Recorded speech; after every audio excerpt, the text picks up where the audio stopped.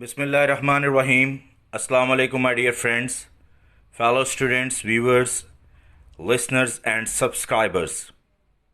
You are watching Sir Usman's YouTube channel. In this channel, you can have your best mode on English grammar. Please share these videos with your friends and family members and ask them to subscribe this channel to get update from further videos, and ask them not to forget to press bell icon button. Today we are going to learn past perfect continuous tense. We are going to learn the definition, identifications, correction of verbs, examples, sentence structures, etc. Let's start with the tense. Past perfect continuous tense is also known as the past perfect progressive tense. It shows an action that started in the past, continued up until another time in the past. The past perfect continuous tense is constructed using helping verb had been and present participle form, which is first form of verb plus ing.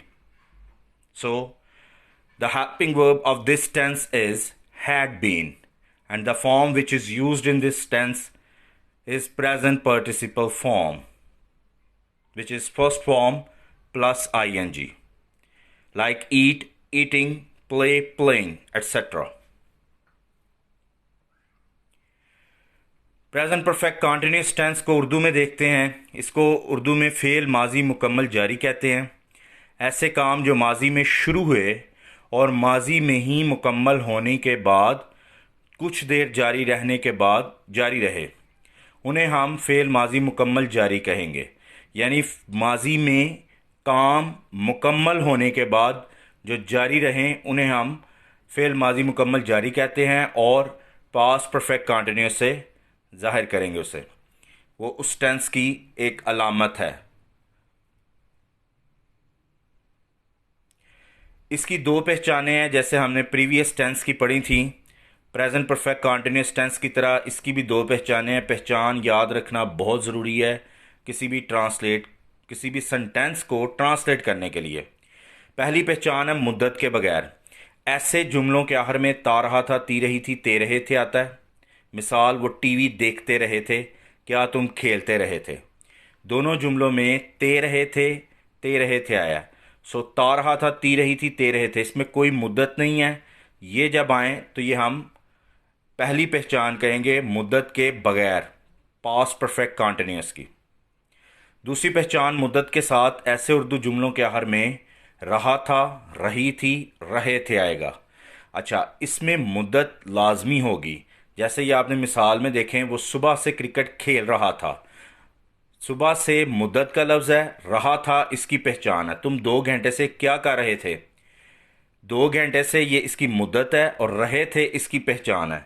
वैसे तो past continuous tense की पहचान भी है, रहा था, रही थी, रहे थे, लेकिन उसमें मुद्दत नहीं होती, इसलिए वो पास्ट कंटिन्यूअस है। ठीक है, वो क्रिकेट खेल रहा था, ये पास्ट कंटिन्यूअस होगा। सुबह से आ गया, लिहाजा ये पास्ट परफेक्ट कंटिन्यूअस है। इसमें जो सेंटेंसेस हैं उसके स्ट्रक्चर्स इस तरह के हैं कि पॉजिटिव सेंटेंस जो है उसमें subject I, we, they, you, he, she, it, कोई भी सिंगुलर या प्लूरल नेमिंग नाउन, उसके साथ हेल्पिंग वर्ब हैड बीन लगेगा, और साथ first form of verb plus ING लगेगी, यानी प्रेजेंट पार्टिसिपल फॉर्म। उसके फौरन बाद ऑब्जेक्ट आएगा। अगर मुद्दत दी गई हो तो फिर सिंस और फॉर, और उसके बाद टाइम भी इस्तेमाल होगा। सो ये फार्मूला है, और you need to learn it because this is the sentence structure. Examples हैं जी पॉजिटिव सेंटेंसेस की। They had been taking medicine for 3 days। वो 3 दिन से अद्वियात ले रहे थे।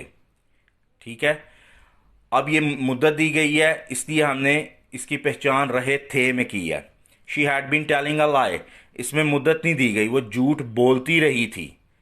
ठीक है, जिसमें मुद्दत नहीं दी गई, इसलिए पहले वाली मुद्दत के बगैर वाली पहचान में उर्दू होगी। नेगेटिव सेंटेंसेस हैं subject I, way, they, you, he, she, it, कोई भी सिंगुलर या प्लूरल नेमिंग नाउन हो, उनके फ़ौरन बाद हैड के साथ नॉट लगेगा और बीन उसके आगे लिखा जाएगा, यानी हैड नॉट बीन नेगेटिव में आएगा। उसके साथ first form of verb plus ING यानी प्रेजेंट पार्टिसिपल वाली फॉर्म, और फ़ौरन उसके बाद ऑब्जेक्ट का इस्तेमाल होगा, फिर सिंस या फॉर और आगे टाइम का इस्तेमाल होगा। ये नेगेटिव सेंटेंस स्ट्रक्चर है पास्ट परफेक्ट कॉन्टिन्यूअस टेंस का। हैड हेल्पिंग वर्ब है, उसके बाद नॉट, फिर बीन। इसकी एग्जांपल्स देख लें। I had not been making any mistake, इसमें कोई मुद्दत नहीं दी गई, तो मुद्दत के बगैर वाली जो पहचान है उसमें उर्दू करेंगे मैं कोई गलती नहीं करता रहा था। अगर आप इसकी उर्दू इस तरह करें ना, मैं कोई गलती नहीं कर रहा था, तो ये टेंस की पहचान के मुताबिक नहीं होगी और आपका जुमला गलत कंसिडर किया जाएगा। The boys had not been making a noise since 2 o'clock, बच्चे 2 बजे से शोर नहीं कर रहे थे। ठीक है, अगर इधर सिंस 2 o'clock ना होता तो फिर बच्चे शोर नहीं करते रहे थे होगा।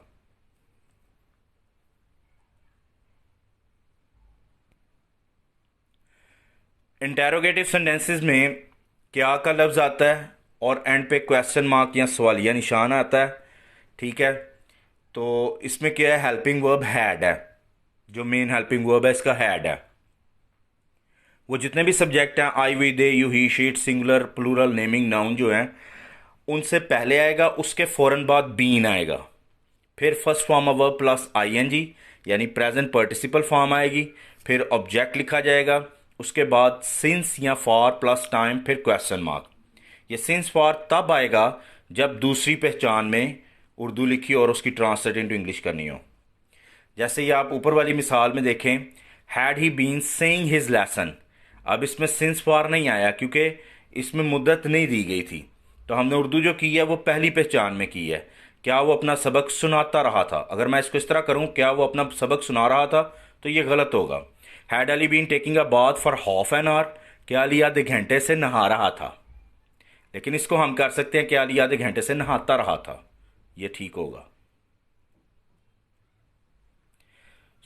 इनकी पहचान जो होती है उसको लर्न करना, जहन नशीन करना, वो बहुत ज़रूरी है ट्रांसलेशन के लिए। डबल इंटेरोगेटिव सेंटेंसेस ऐसे उर्दू जुमलों को कहते हैं जिनके दरमियान में क्यों, कब, कैसे, कहाँ वगैरह के अल्फाज आएँ, और डब्ल्यू से मैं इसको डिनोट करता हूँ, जैसे वेयर, व्हेन, विच, वाई वगैरह।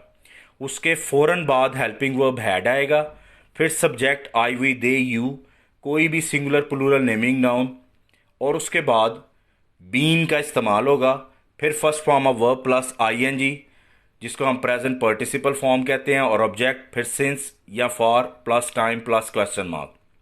सो फार्मूला ये है, डब्ल्यूज plus had plus subject plus been plus first form plus ING plus object plus since for फिर time. Where had you been playing cricket, तो मुद्दत नहीं है, तुम क्रिकेट कहाँ खेलते रहे थे। Why had you been crying for 2 hours, मुद्दत है इसमें, तुम 2 घंटे से क्यों रो रहे थे। सिंस और फॉर का इस्तेमाल मैंने पिछली वीडियो में बता दिया था, इसलिए मैंने इसको दोबारा यहाँ रिपीट नहीं किया। सिंस स्पेसिफाइड टाइम्स के लिए और फॉर अनस्पेसिफाइड टाइम जिसमें कोई गैर मुअय्यना मुद्दत हो, और मुअय्यन मुद्दत के लिए सिंस का इस्तेमाल किया जाता है। अगर आप इसको सीखना चाहते हैं तो आप प्रेजेंट परफेक्ट कॉन्टिन्यूस की वीडियो देखें, वहाँ ज़रा डिटेल से बात की गई है इसमें। Now this is the exercise for you to practice. You will have to practice it whatever you have learned from this tense. So translate it into English, all these sentences. So ये आपके लिए है, अक्सर मैं यही कहता हूँ कि ये आपके लिए है, and you will have to attempt it at any cost if you want to learn this tense. किसी भी टेंस को लर्न करने के लिए उसकी प्रैक्टिस करनी उसके बाद में ज़रूरी होती है। अगर आपको लर्न हो गया या समझ आ गई है, फिर आप उसकी प्रैक्टिस कीजिए ताकि आपको उसकी सही अंडरस्टैंडिंग और कंप्लीट नॉलेज जो है वो आप गैदर कर सकें। उसके बाद जी करेक्शन ऑफ वर्ब है। वर्ब को करेक्ट कैसे करते हैं? He not sing songs for last decade, देखिए इसमें लफ्ज लास्ट लिखा हुआ है। ठीक है, so this last word is showing that के एक ये टेंस उस टेंस का होगा जिसमें हम इसको डिकेड, चूंकि आगे मुद्दत बयान की गई है तो past perfect continuous. Had he not been singing songs for lost decades, she sleep for lost 2 hours। ठीक है जी, और एंड पे क्वेश्चन मार्क का सवालिया जुमला होगा, had she been sleeping for last 2 hours. सो लास्ट का लफ्ज आया और आगे मुद्दत है, तो ये past perfect continuous. Thank you very much for watching this channel and giving your love and comments as well. So keep subscribing, keep watching, and keep sharing this channel, because this channel belongs to you. Remember it. And do not forget to press bell icon and also subscribe the channel.